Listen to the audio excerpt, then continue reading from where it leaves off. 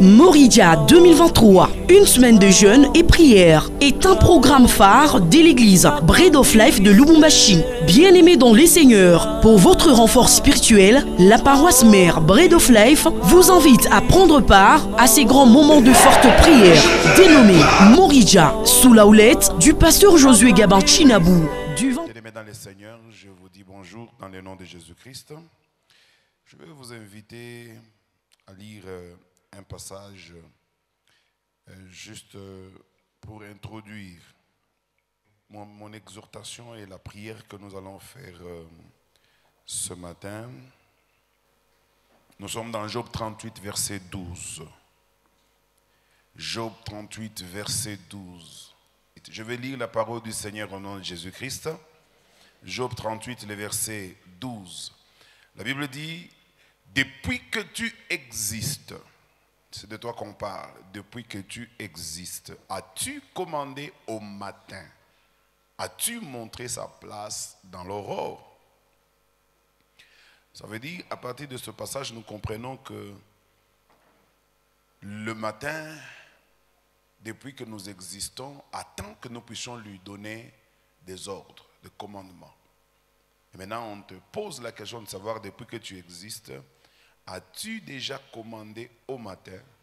As-tu montré sa place à l'aurore? Ça veut dire, l'aurore, c'est à ce moment. L'aurore, c'est le début de la journée. C'est cette période qui va de 4 heures à 6 heures. C'est ça l'aurore. Alors, on dit, tu dois montrer la place du matin à l'aurore. Ça veut dire, la journée, le combat de la journée se joue dans les premières heures du matin. Et les premières heures du matin commencent déjà à partir de 1 heure.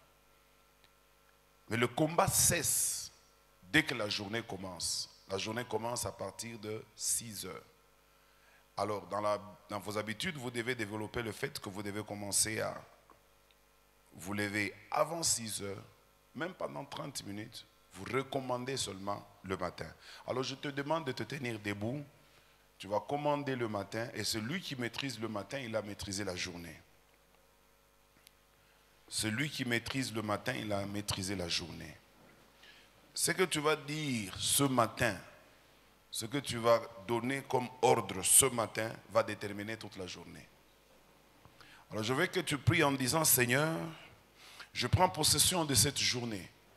Je donne des ordres à cette journée qui est en train de commencer, qui n'a pas encore commencé, mais qui est en train de commencer. Une journée qui est en train de s'élever. Je vais donner des ordres pour que cette journée me respecte, parce que j'ai le pouvoir, selon le texte que nous avons lu, de commander au matin et de lui montrer sa place et de montrer aussi à l'aurore la place qu'elle doit occuper dans ma vie. Commence à prier au nom de Jésus-Christ. Tu recommandes le matin. En recommandant le matin, tu recommandes la journée. Ce que tu veux que Dieu fasse pour toi cette journée, dis-le lui dans la prière au nom de Jésus-Christ. Prie, prie, prie, prie le Seigneur. Seigneur Dieu Tout-Puissant, je suis en train de prier pour te demander de commander, pour donner des ordres au matin, afin que le matin puisse obéir à ce que je vais lui dire maintenant. Ce que je veux que cette journée soit, je veux que ce soit une journée de délivrance, je veux que ce soit une journée de bonnes nouvelles, que ce soit une journée de changement, une journée d'opération divine, une journée où Dieu sera au contrôle. Si le diable a régné dans ma vie pendant autant d'années, mais je voudrais que cette journée, parce que Dieu n'a pas besoin de beaucoup d'années pour changer ma vie, il a juste besoin d'une journée pour changer ma vie. Alors je prie afin que cette journée qui commence soit celle-là qui changera l'histoire de ma vie. Que ce soit cette journée qui changera l'histoire de ma destinée. Seigneur, il y a beaucoup de choses que j'ai vécues avant cette journée. Mais à partir de cette journée, je suis en train de prier que quelque chose arrive dans ma vie. Que quelque chose arrive dans ma vie. Comme le jour où j'étais dans le ventre de ma mère, il est arrivé un jour où je suis né. Et depuis lors, ma vie a pris une tournure, ma vie a pris une destinée. Depuis ce jour-là, j'ai commencé à exister. Mais maintenant, depuis que moi j'existais, je n'avais pas encore donné un ordre à une journée pour que cette journée produise ce que moi je vais dire qu'il fasse. C'est comme ça qu'aujourd'hui, je suis en train de parler dans le nom de Jésus-Christ, en ordonnant à tous les événements de la journée. Je demande et je commande à toutes les circonstances de la journée. Je prie en demandant et en donnant l'ordre à toutes les minutes, à toutes les heures, à toutes les secondes de la journée, afin que cela puisse m'obéir. Je voudrais que la journée soit favorable à moi, que cette journée me soit favorable, que dans le monde entier, personne ne parle de moi, en mal de moi cette journée. Dans tout l'univers, que personne ne parle de moi cette journée. Partout ailleurs, qu'aucun sorcier ne parvienne à ouvrir sa bouche contre moi cette journée. C'est lui qui osera que ces malédictions se changent en bénédictions. Mais je prie aussi que le monde entier, partout où se trouve tout le monde, et que les gens commencent à parler de bien en moi, et que les gens commencent à penser en bien en moi, et que les gens commencent à planifier de bonnes choses pendant que moi-même je ne le sais pas. Même si j'aurais oublié cette prière, mais que ma prière, elle continue à agir avant la fin de cette journée. J'ai dit, avant qu'il ne soit minuit, que quelque chose de spécial se déroule dans ma vie, et je te serai reconnaissant, éternel Dieu, parce que ce que je vivrai, je saurai que c'est toi qui as permis cela en me donnant ce pouvoir de donner des ordres au matin. Pendant cette journée, j'ordonne que l'argent me soit soumis. J'ordonne, éternel Dieu des armées, que tu attires de l'argent vers moi, tu attires des bonnes personnes vers moi, et tu me donnes le pouvoir sur mes ennemis, afin que je puisse avoir le kilo et le pouvoir de marcher sur eux.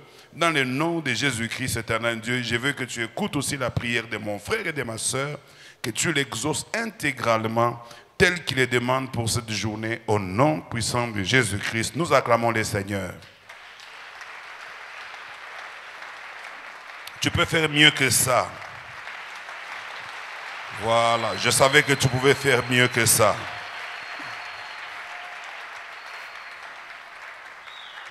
Voilà, merci, merci et asseyez-vous. Le Seigneur m'a convaincu de parler d'un sujet arraché des mains maléfiques ou arraché entre les mains maléfiques. Je voudrais, avant de commencer ce message, donner un conseil, un témoignage que moi-même j'ai vécu dans l'une de nos prières de Moridja. Il y a de cela beaucoup d'années, je ne reconnais même plus la personne parce que je n'ai vraiment pas retenu. Bon, je connaissais la personne à l'époque, mais je ne sais plus c'était qui encore. C'était les derniers jours. Vous savez, les derniers jours, vous allez le constater, il y a beaucoup de gens qui vont s'amener avec de la nourriture, d'autres qui viennent avec la nourriture préparée en dehors d'ici, d'autres vont même mettre leur cuisine sur place ici pour préparer afin qu'à minuit, chacun puisse manger le repas qu'il veut parce que le jeûne prendra officiellement fin le samedi à minuit. Alors, ce jour-là, c'était à la fin de la prière de Moridja. Je venais de quitter la salle de culte. Je suis allé vers le bureau. C'est pendant que le bureau se trouve toujours là-bas. Et je trouvais à l'entrée là, il y a la réception. Il y avait beaucoup d'engouement, il y avait beaucoup de gens. Et puis, il y avait une petite chose que je voyais. Bon, je me suis dit que moi aussi, je pouvais le faire. Les gens, ils aimaient, ils voient la cuisine de celui-ci, ils goûtent, ils voient qu'est-ce que c'est là à préparer, ils prennent, ils goûtent. Et quand moi, je suis entré, j'ai vu une personne, je ne sais plus même si c'était un homme ou une frère. Il avait juste à côté là, c'était de la viande. Avec les, comment on appelle ça, les trucs blancs là, cocorico. C'était avec les cocorico. Je crois qu'il y a un ou quelque chose comme ça. Alors, je suis entré, et puis quand je suis sorti, je voulais faire plaisir aux gens qui étaient là. Et je voulais manger dans un plat de celui-ci, un plat de celui-là. Mais je n'ai mangé en définitive que dans un seul plat. Quand j'ai touché seulement ce plat-là, il m'avait beaucoup attiré par le regard. J'ai mangé. Et puis j'ai senti que c'était très bon, c'était très bien préparé. Alors j'ai pris encore un autre morceau. Je lui demandais si ça ne le dérangeait pas. Il a dit, non, papa, il n'y a pas de problème, tu peux continuer. J'ai mangé. Et je crois que c'était le seul repas que j'avais mangé ce jour-là. C'était tellement bon que j'en avais mangé beaucoup. Et puis d'habitude, je ne mange pas beaucoup. Alors quand j'ai fini là, j'ai pris de l'eau et puis on a pris un peu de sucre, de jus, on bavardait parce que bon, c'était la fin de la prière. Je vous dis, après on devait dormir parce qu'il y avait les cultes qu'on devait faire le matin comme on le fait souvent les dimanches. J'entre dans mon bureau là-bas, je m'en vais sur ma natte, je m'allonge. J'ai vécu une scène que je n'ai jamais vécue depuis que je suis devenu chrétien.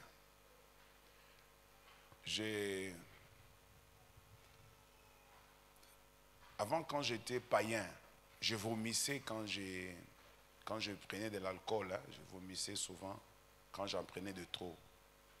Mais ça faisait très longtemps. Je n'ai pas pris de l'alcool.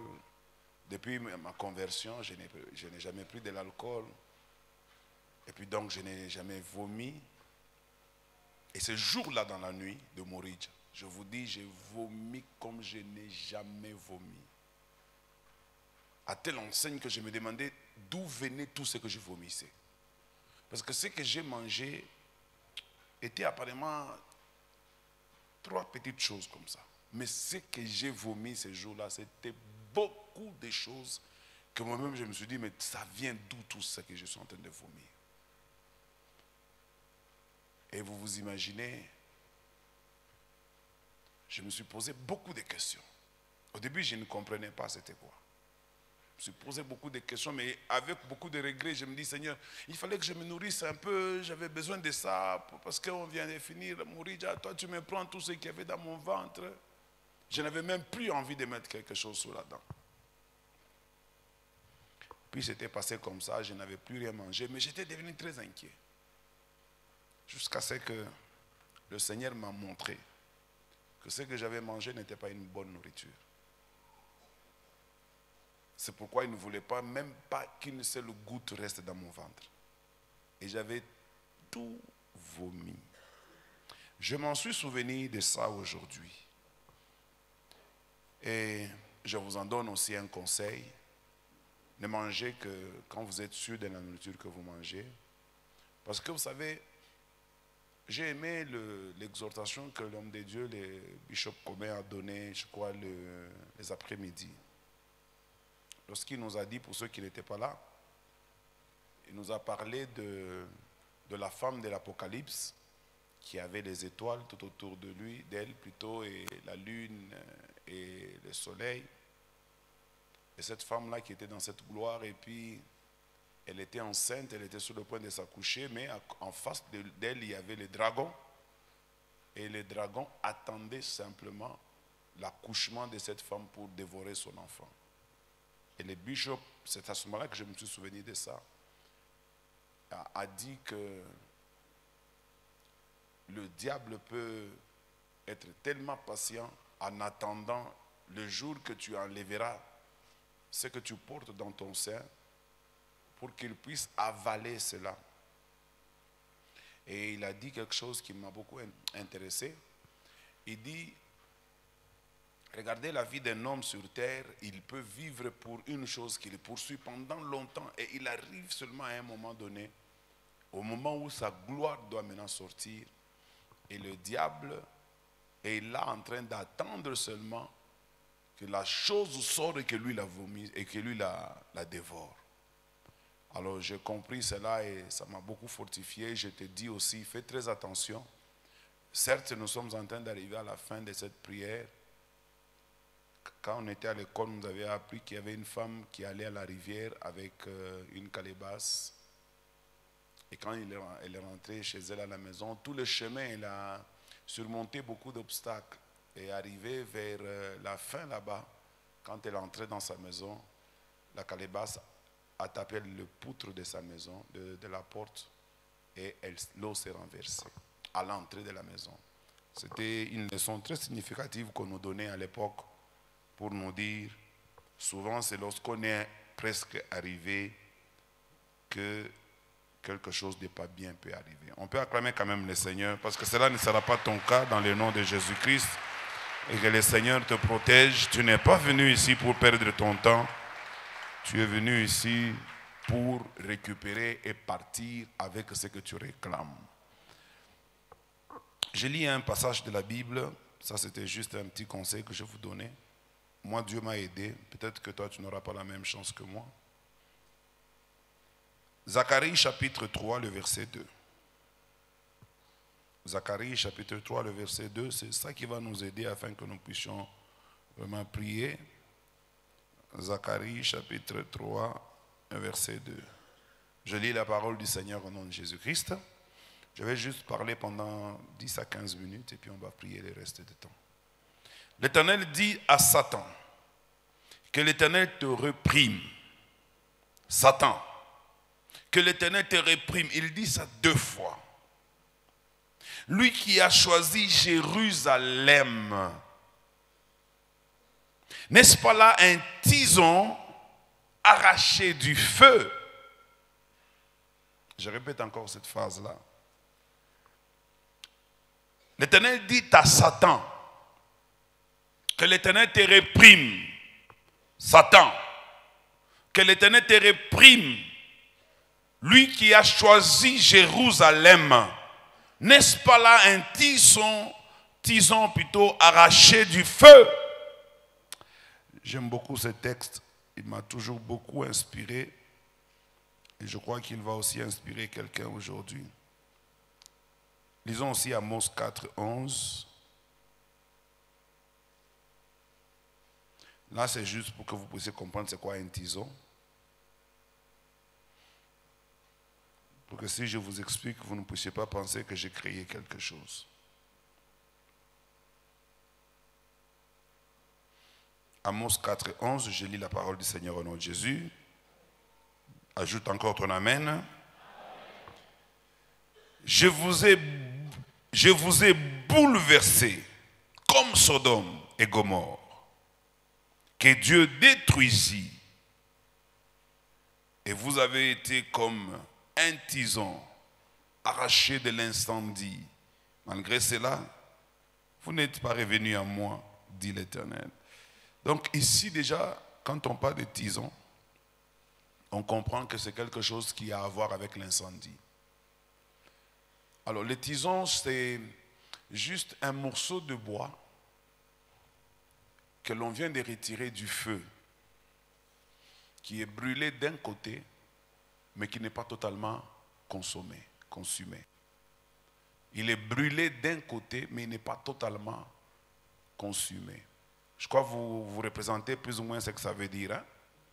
Quand il y a quelque part où il y a eu le feu, où il y a un incendie, tout peut se brûler, mais ce qui attire l'attention de celui qui a écrit ce passage, c'est que lorsqu'il y a flamme, le tison est la chose la plus disposée pour prendre feu. Elle a même été touchée par le feu. Mais le feu n'a pas réussi à atteindre tout le bois. Il l'a brûlé en partie. Et une partie est restée. Bien-aimés dans le Seigneur, aujourd'hui nous allons prier parce qu'il y a un passage de la Bible qui me vient à l'esprit qui dit que on vous fera la guerre mais on ne vous vaincra pas. Et aussi ce passage-là qui dit que nous sommes aussi comme des tisons, ça veut dire nous avons été arrachés de beaucoup de dangers. Alors le passage dit, pour tout celui qui est encore en vie, il y a de l'espérance. Ça veut dire j'ai été combattu dans ma vie, j'ai connu beaucoup de problèmes, mais je suis encore en vie. L'erreur que le diable a commise dans ta vie, c'est de te laisser en vie et de te laisser venir jusqu'ici. Certes, il a déjà fait beaucoup de dégâts dans ta vie. Il a réussi à faire beaucoup de dégâts.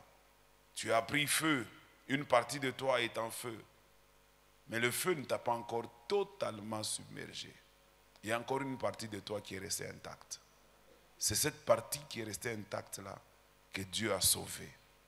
Et quand il a sauvé cette partie-là, tu resteras toujours avec les blessures ou les signes de ton ancienne vie et de ce qui s'était passé dans ta vie. Mais au moins, tu n'as pas été totalement consumé. Alors, le texte que nous avons lu, c'est dans Zacharie. Lui, il nous parle de Jérusalem. Dieu est en train de réprimer Satan. Il le réprime 2 fois. Ça veut dire que Dieu est en train de menacer Satan. Il dit, je te réprime Satan, que l'Éternel te réprime, lui qui a choisi Israël, n'est-ce pas là un tison arraché du feu? Ça veut montrer que je comprends par là qu'Israël, parmi toutes les nations de la terre, Israël est comme une nation particulière que Dieu a arrachée du feu, mais qui était aussi en train de prendre feu, mais que Dieu a arraché pour se servir, afin de sauver toute l'humanité. C'est la raison pour laquelle Jésus-Christ, au puits de Jacob, avait dit à la femme samaritaine, le salut vient des Juifs. Parce que le salut de toute l'humanité est passé par les Juifs. Notamment notre Seigneur Jésus-Christ est un Juif, charnellement. Et tous les disciples qui étaient autour de lui étaient tous des Juifs. Et c'est eux qui nous ont amené la bonne nouvelle. Et quand Dieu réprime Satan, ça veut dire qu'il lui interdit de continuer ce qu'il avait déjà commencé dans la vie d'Israël, de Jérusalem. Et je dis à quelqu'un, Dieu va réprimer Satan ce matin pour lui interdire de continuer ce qu'il avait commencé dans ta vie.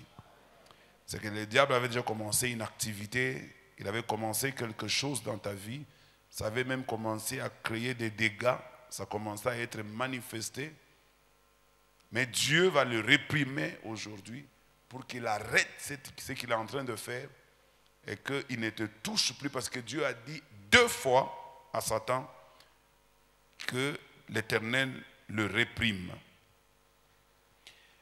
Alors, j'ai parlé que nous allons aujourd'hui travailler sur le thème de arracher des mains maléfiques, parce que le tison, justement, il est comme quelque chose qui appartenait déjà au diable, qui prenait feu, mais que Dieu vient d'arracher au feu, que Dieu vient d'arracher à l'incendie, que Dieu vient d'arracher de puissances maléfiques.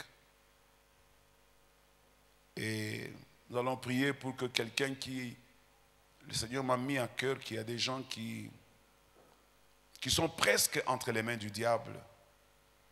Et le diable a déjà commencé à faire beaucoup de dégâts dans leur vie. Mais nous allons les arracher avec l'aide du Saint-Esprit dans le nom de Jésus-Christ. Cela m'a aussi rappelé l'histoire de quelqu'un que vous aimez beaucoup, David.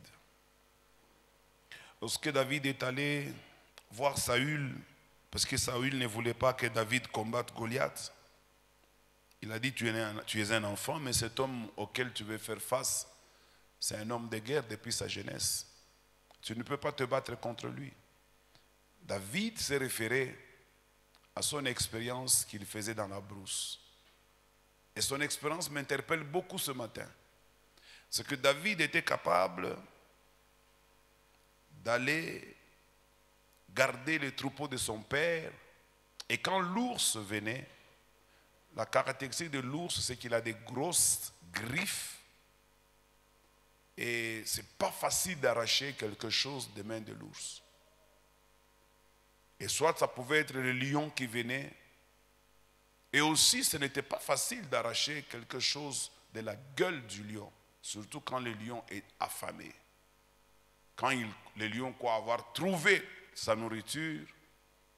Mais David allait jusqu'à arracher la nourriture au lion affamé et arracher la nourriture à un ours qui avait besoin, qui était déjà à table en train de se préparer pour manger. Mais ce jeune homme avait cette capacité d'arracher une brebis entre les griffes d'un ours et d'arracher une brebis entre la gueule d'un lion. Bien aimé, ce n'était pas des histoires que David raconte, c'était la vie de David quand il était berger.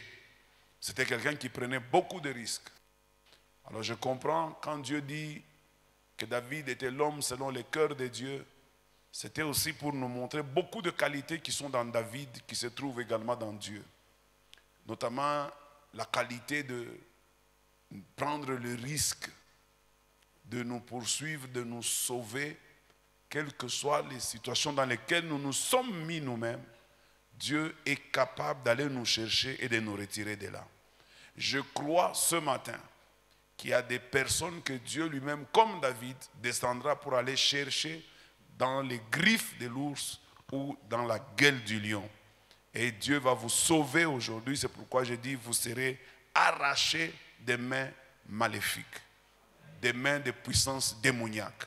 S'il y a quelqu'un dans cette salle qui a toujours été l'objet de manipulations sataniques, je prie le Seigneur afin que ce matin, cela puisse cesser dans le nom de Jésus-Christ. Et que ce matin soit pour toi un matin qui restera dans les annales de ton histoire. Un matin que tu raconteras un jour à tes enfants. Un matin que tu raconteras un jour dans un témoignage. Bien-aimé dans le Seigneur, moi-même, ma vie, quand je la regarde, j'ai eu même des larmes aux yeux. Parce que vous avez eu de la chance, peut-être. J'entendais un pasteur qui disait que lui, c'est sa maman qui l'a mené à l'église. C'est sa maman qui lui a appris Dieu. Mais moi, je n'ai eu personne pour m'apprendre Dieu. Et je me compare toujours à un tison qu'on a arraché du feu. Tous les souvenirs que j'ai gardés de mes parents, c'est que ils me donnaient l'alcool quand j'avais 10 ans, afin que je m'endorme, parce qu'eux, ils doivent partir pour aller s'amuser dans les boîtes de nuit. Ce sont les souvenirs que j'ai de mes parents. Et je dis toujours que je n'ai jamais vu mon père et ma mère dans une quelconque église, catholique ou méthodiste. À l'époque, d'ailleurs, les pentecôtistes n'étaient même pas comme aujourd'hui. Donc, de mon vivant, avant que je ne me convertisse, je n'avais jamais vu mon père aller à l'église, ni ma mère. Je dis jamais. Je ne me rappelle pas. C'était des stars. Et ils voulaient faire de ma vie aussi un peu comme de leur vie. Et je commençais déjà à me comporter comme ça. J'étais perdu. Et parfois, quand je pense à ça, je me demande comment se fait-il que le Seigneur m'a appelé vers lui. Je n'avais aucune relation avec Dieu. Il n'y a aucune opportunité par laquelle le Seigneur pouvait me venir en aide. J'étais vraiment perdu. Comment se fait-il que le Seigneur est venu vers moi? Et je me considère toujours comme un tison arraché du feu. Et vous savez, le passage que nous avons lu, si vous continuez à le lire, vous allez vous rendre compte, c'est comme ça que je me considère comme un tison arraché du feu. On est en train de parler de Josué dans ce passage-là. Par défaut de temps, je n'ai pas voulu qu'on lise tout. Il est question de Josué, mais pas de Josué, le fils de Nun, qui était avec Moïse à la sortie des enfants d'Israël de l'Égypte, qui succédera à Moïse plus tard, pas celui-là. Il y avait un autre Josué dont la Bible n'a pas beaucoup parlé, à part ici, lorsque on parlait de ce tison-là. Et la Bible va parler d'un certain Josué sacrificateur.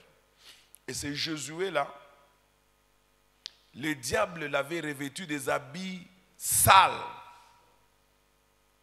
Et par la suite de la lecture, si vous allez au verset 3, vous allez voir, Dieu est en train de se fâcher contre cette situation. Parce que pour Dieu, celui-là, c'était un sacrificateur. Comment vous pouvez lui faire porter des habits sales? Et il va ordonner aux anges qui étaient autour de Dieu, après avoir réprimé Satan, en lui disant, n'est-ce pas un tison que j'ai arraché du feu? Et il va lui dire, enlevez-lui les habits sales et donnez-lui maintenant les habits de fête.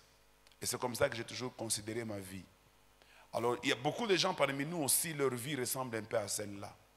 Moi, j'ai rencontré Dieu, je dirais, mystérieusement.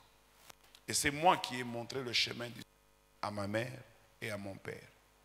Mon père n'a pas eu l'occasion de venir ici à Bread of Life parce qu'il est mort avant. Mais ma mère, elle était venue ici. Elle a fréquenté cette église pendant quelques années avant de mourir. Et quelques-uns ici la connaissaient. Et mon père m'appelait que j'étais son père spirituel. Et il avait l'habitude de me dire, mon fils, Je t'ai engendré selon la chair, mais à ton tour, tu m'as engendré selon l'esprit. Il était devenu un fervent chrétien, mais pas ici, parce que j'avais pitié qu'il commence à se faire de la peine de quitter, parce qu'à l'époque, on habitait la Kenya, qu'il vienne jusqu'ici. Alors je l'ai recommandé à Kamalondo, à l'église, la 30e communauté du révérend Nandou, que je suis allé voir personnellement pour dire, écoute, mon papa, je l'ai donné au Seigneur, il s'est converti, mais je ne veux pas qu'il me suive. Mais j'ai regardé une église à côté de chez lui où il peut commencer à suivre la formation pour devenir. Et il a commencé à aller là-bas avec ma mère. Ils sont devenus des grands fervents. Et même mon père et ma mère, quand je revenais parfois à la maison pour les rendre visite, ils me racontaient avec fierté comment ils aimaient leur église, comment ils étaient en train de servir Dieu. Mon père commençait à faire des veillées de prière dans cette église-là. Ça, c'est quelque chose que je n'oublierai jamais. Ne fût-ce que pour ça que le Seigneur se souvienne de moi.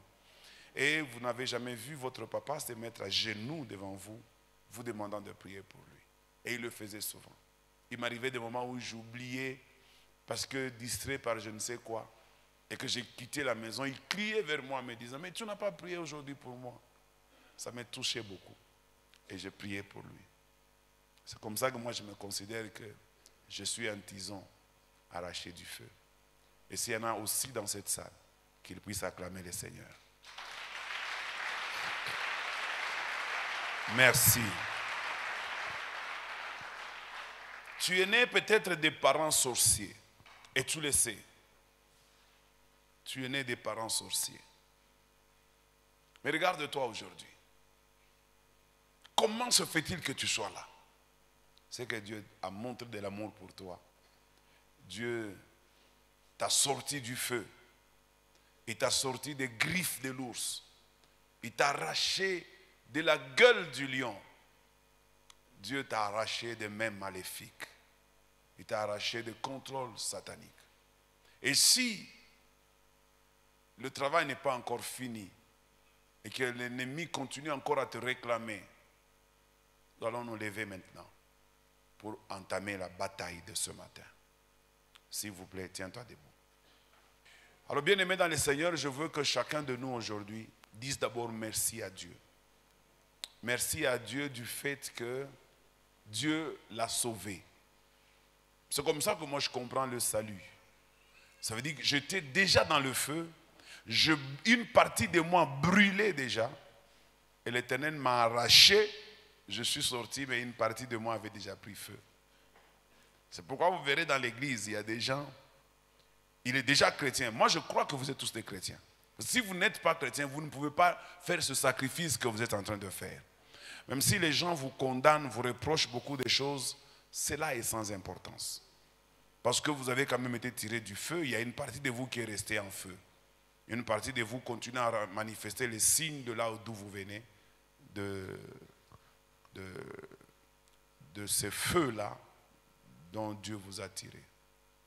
Mais Dieu est en train de vous travailler petit à petit jusqu'à ce que vous deviendrez à la stature parfaite comme Dieu le souhaite. Moi-même, quand je me suis converti là, j'ai arrêté la boisson aussitôt que j'ai reçu le Seigneur. J'ai tout arrêté. Les femmes, tout. J'ai arrêté. Mais j'avais gardé un petit péché, c'était la cigarette. Je n'arrivais pas à m'en débarrasser. J'ai fumé, même après les cultes, comme ça je sortais, j'ai fumé. Je ne t'encourage pas de le faire. Et puis un jour, je me suis dit, mais comment je peux être chrétien et je peux commencer à me faire souiller avec cette cigarette? J'ai pris un jour la résolution d'arrêter. Moi-même. Personne n'a prié pour moi. C'est pourquoi je te dis aussi, si tu dois arrêter un péché, tu n'as pas besoin de la prière pour ça. Ta décision est plus forte que la prière. Et je me suis tenu en prière, seul, avec un paquet de cigarettes que j'avais dans lesquelles il y avait 4 ou 6 tiges qui restaient. Et j'ai fait une prière. J'ai dit, Seigneur, je n'en veux plus. Je veux te servir. Je ne veux pas que ceci soit une occasion de chute ou que ceci soit un blocage dans ma vie. Alors je l'ai froissé. Vous savez, les cigarettes sont très sensibles. Quand vous le froissez comme ça donne normalement à se disloquer. À l'époque, j'habitais à l'étage. Je jetais ça. Arrivé le matin, vers 6 heures, les anciens fumeurs connaissent. Tout fumeur a envie de fumer très tôt le matin. Et moi, j'avais cette envie le matin-là. Les gens n'avaient pas encore commencé à circuler sur la chaussée. Je suis rapidement descendu pour récupérer mon paquet. Parce qu'il y avait 6 tiges. Je suis descendu récupérer ça pour fumer. J'ai dit non. Cette prière-là, non, je peux mourir. Je suis descendu vite. Et c'est ça qui m'a fait arrêter la cigarette. Quand je suis arrivé en bas, je trouvais que le paquet n'était pas là. Il était 6 heures moins. Un paquet froissé, jeté. Mais qui peut s'imaginer qu'il y a la cigarette là-bas? Personne. Dieu n'a pas voulu que je retrouve ce paquet-là. Et c'était fini. Quand je suis rentré, j'ai dit non. Ça c'est fini. Je ne prendrai plus de cigarette. Et depuis lors, je suis délivré. Alors, bien-aimé dans le Seigneur, je voudrais maintenant qu'on parle de toi et qu'on prie à ton sujet. Je voudrais que chacun de nous dise à Dieu, Seigneur, merci du travail que tu as fait dans ma vie. Peut-être que tu l'as déjà fait ou peut-être que tu ne l'as jamais fait. Mais si tu l'as déjà fait, redis-lui encore. Être chrétien est un combat. Être chrétien est une bataille que le Seigneur a vaincue. Et tu ne connais pas par où est-ce que le Seigneur t'a sorti. Tu ne connais pas quelle était ta destinée dans laquelle le Seigneur t'a tiré. Dis-lui merci. Moi, je le lui dis toujours à chaque fois que j'ai l'occasion. Et Dieu aime bien voir cette reconnaissance de notre part. Dis-lui merci. Commence à dire merci à Dieu.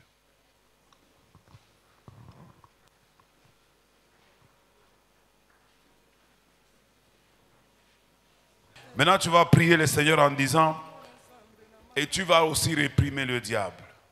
Tu vas dire, le Seigneur m'a retiré du feu. Personne n'a le droit de me retourner là-bas.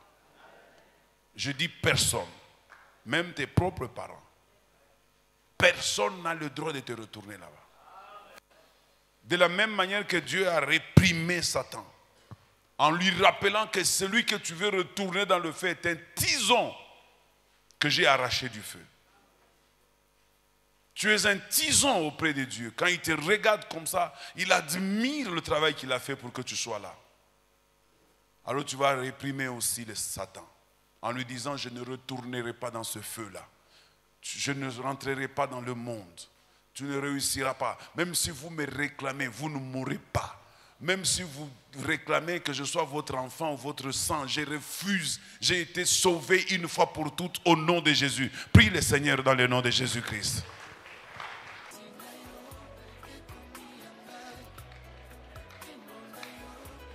Refuse de retourner dans l'ancienne situation. Refuse toutes les réclamations. Refuse toute réclamation qui vient de la part du diable.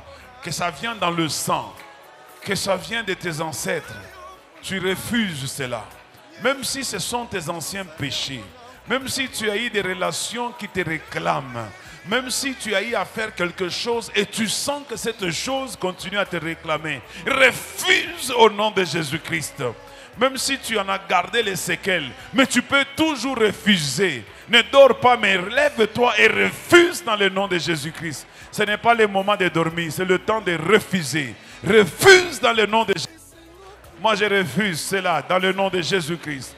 Je refuse cela dans le nom de Jésus-Christ. Comme cet enfant qui est rentré dans la maison de son père, après s'être garé, il a dit à son père, je préfère encore que tu me traites comme l'un de tes serviteurs. Même si je ne serai plus à la table avec mon père, mais je préfère rentrer dans la maison de mon père et que je sois un simple serviteur. Je refuse de continuer la vie du péché. Je refuse de continuer la vie de la mendicité. Je refuse de continuer cette vie de la débauche. Je refuse de continuer dans cette vie de malédiction. Je refuse cela dans le nom de Jésus-Christ. Même si dans ma famille, personne n'a tenu, moi je tiendrai. Même si dans ma famille, je suis seul contre tous, mais je réussirai. Je refuse cela au nom de Jésus-Christ.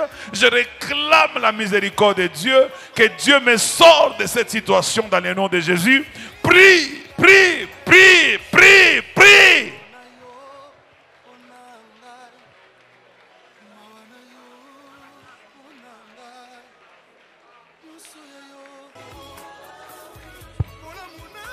Oui, nous allons maintenant commencer la prière de délivrance. On va maintenant prier pour la délivrance dans quelques 45 minutes. Alors je veux, au nom de Jésus-Christ, quel que soit l'endroit où on t'a caché, aujourd'hui on va te vomir. Si la terre a vomi Jésus, si ma vie a été aussi enterrée comme Jésus, de la même manière que la terre n'a pas su contenir Jésus et l'a vomi, de la même manière que ma vie sera aussi vomie aujourd'hui. Si c'est dans l'eau, l'eau va me vomir. Puisque Jonas était dans l'eau, le poisson l'a vomi. Je dis on te vomira. Tu deviendras quelque chose de pas bien. Je dis on va te vomir de là où on t'a caché. Si c'est dans un arbre, l'arbre va te vomir. Parce que tu seras arraché des mains maléfiques au nom de Jésus. Commence à prier et que Dieu exerce la pression là où on t'a caché, la pression là où on a caché ta richesse, la pression là où on a caché tes enfants, la pression là où on a caché ta destinée, ton travail, la pression là où on a caché ta santé, la pression afin qu'on te vomisse ce matin au nom de Jésus-Christ. Moridia 2023, une semaine de jeûne et prière, est un programme phare de l'église Bread of Life de Lubumbashi. Bien-aimés dans les seigneurs, pour votre renfort spirituel, la paroisse mère Bread of Life vous invite à prendre part à ces grands moments de forte prière, dénommés Moridia, sous la houlette du pasteur Josué Gabin Chinabou.